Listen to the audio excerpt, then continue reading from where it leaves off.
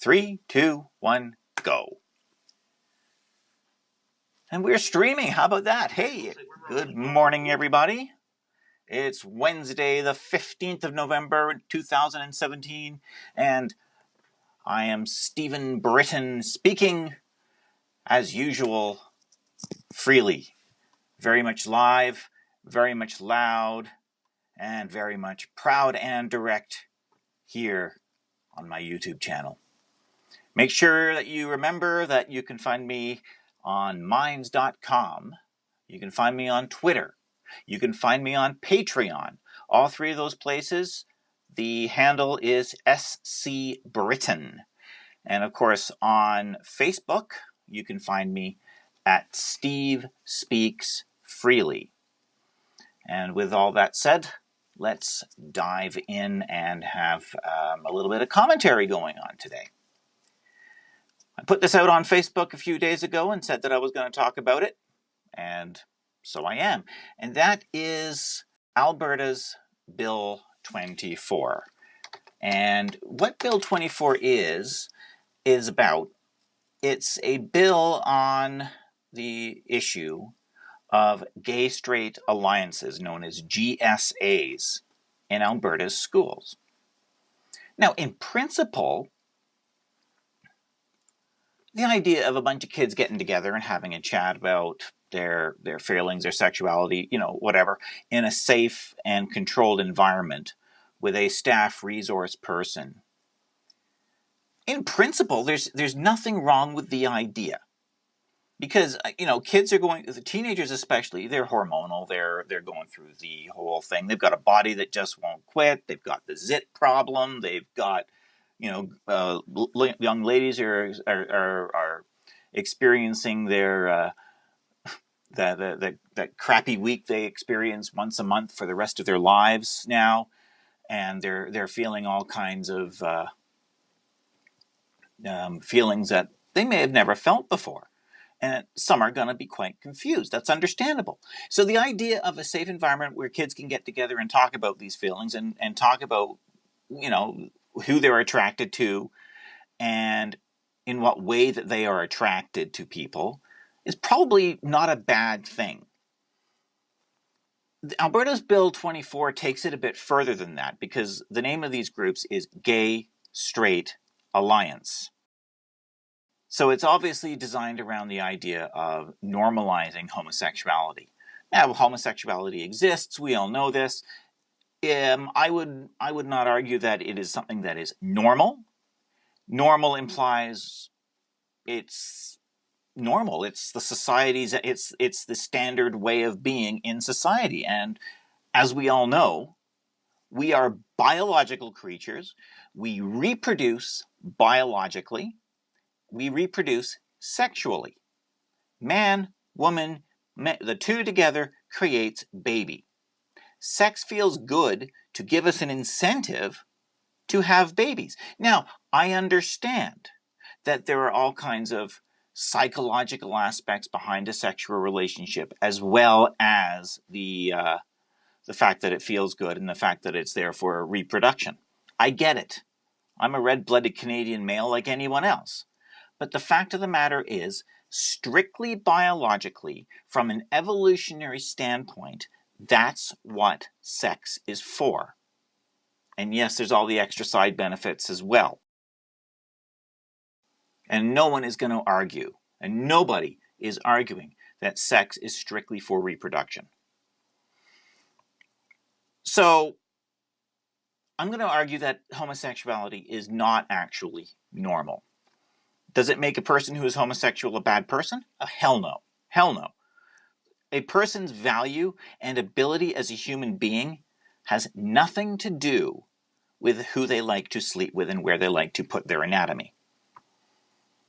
So the Gay-Straight Alliance thing, it's aimed at obviously normalizing the whole concept of homosexuality. I think that it probably may take that, on that side of things, it may take it a bit far. I suggest that it's probably okay to bring about an organization where people can learn to be tolerant and respectful of the inclinations of other people in their peer group. But how far do you want to take that? And that's not even the contentious issue surrounding Bill 24. And that's not even, we haven't even got to the part that, as the title of this feed today says, is an insult. None of that is anything wrong with any of that. I'm perfectly supportive of freedom of association. I am perfectly supportive of the whole idea of kids in a school getting together to form a club of whatever focus they want to organize themselves. And I'm perfectly fine with a school providing a resource person to facilitate it. That's perfectly fine. Now, Bill 24 takes it to the part where if there is a school where the students get together, and actually just felt like changing the ambient light a little bit here. If the school gets together, the students get together, Bill 24 says that if the students say, we want one of these, the school under the bill has no choice, regardless of the school's religious, ideological, or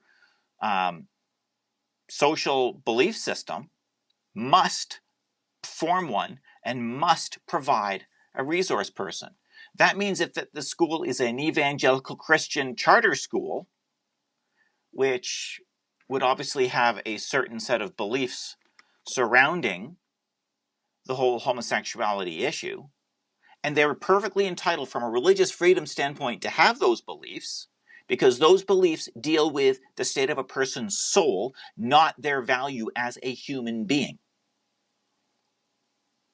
No evangelical Christian pastor worth his salt will tell you that a homosexual is less of a valuable person, especially in God's eyes, than anyone else. And no homosexual person in the views of a evangelical Christian pastor is going to be any more or less capable of doing a job than anyone else, assuming that the pastor is worth their salt. I'm not talking Fred Phelps here. I'm talking just average Joe evangelical church pastor. So, should a school be forced, if the GSA request is in line with their school's ideological standpoint? That's a tricky one, because there's the whole issue surrounding whether students need to be facilitated and feel safe in an environment where they can talk about such feelings. And such feelings are normal and expected in any group of teenagers, simply because that they're at that stage of their lives. So I think the compromise there is very simple. I think the school should provide the GSA and create the GSA, but create the GSA within the context of their ideological slant. So if the Bible teaches that homosexuality is a mortal sin and God looks very unfavorably upon homosexual behavior, which is different from the state of being a homosexual, then I think that the GSA needs to be provided within that context in a loving, tolerant, and supportive environment. And I know it's not going to be easy. So, yeah, there's going to be a bunch of criticism levied at me for saying that, I'm sure. I'm going to get letters. You know what? There's comments down below. You can put them there if you want. Here's the part that is insulting. The GSA is mandated to be formed by the school. Fine, whatever. I've talked about that already. There is also a clause in this bill that says that this GSAs and the schools are not allowed to tell parents if their students are involved in it or not, for fear of outing their child. Just a second here. Somebody pointed out, rightly so, that GSA stands for Gay Straight Alliance. How does telling a set of parents that their student is involved in a GSA out them as a homosexual? It doesn't. It outs them as being a member of a GSA. That's it. That's all. Yes, and I know, as the Alberta Party said to a person who pointed this out to them, well, if you're a set of bigoted parents, what do you think it's going to mean What do you think that bigoted parents is going to infer from that information? And that is insulting. The NDP probably shares this belief because they've got that in there. How insulting to me as a parent. The school boards, the schools, the government do not get to decide how I raise my child. The government, the schools, and the school boards do not get to decide what I teach my child about homosexuality, whether it's morally right or morally wrong. They are not there to instill a moral code in children. They're there to give my child an education. And to believe or to think that I might infer the worst about my child just because they happen to be inside an organization where they are encouraged to talk about their feelings and such in a safe environment, not telling me what they're actually saying. How dare they, the government, infer that I'm going to think the worst of my child just because they happen to be in a GSA? My child is young enough that it's not an issue yet. But how dare they? But this is a standard behavior of the NDP, the Liberals, the Alberta Party, and the left in general. This is the standard thing. Unlike conservatives, who believe people are inherently good, liberals and leftists, and I say the liberal with the capital L, not the lowercase l, because Liberal Party of Canada is definitely not classically liberal. They're socialist. How dare they imply and how dare they believe that people are inherently bad? Because that's what leftists do. The left believes the worst about people. The left has a very low opinion of people. They believe that me, as a dad, I'm going to think the worst of my child because my child happens to be in a peer group where they talk about their feelings? Shame on them. And I think as a voter, you seriously need to consider that. Consider? Who am I, Elmer Fudd or Daffy Duck? Consider that going into the next set of elections in 2019. Rachel Notley, how dare you? Justin Trudeau, how dare you? How dare you think that about me and about people in general?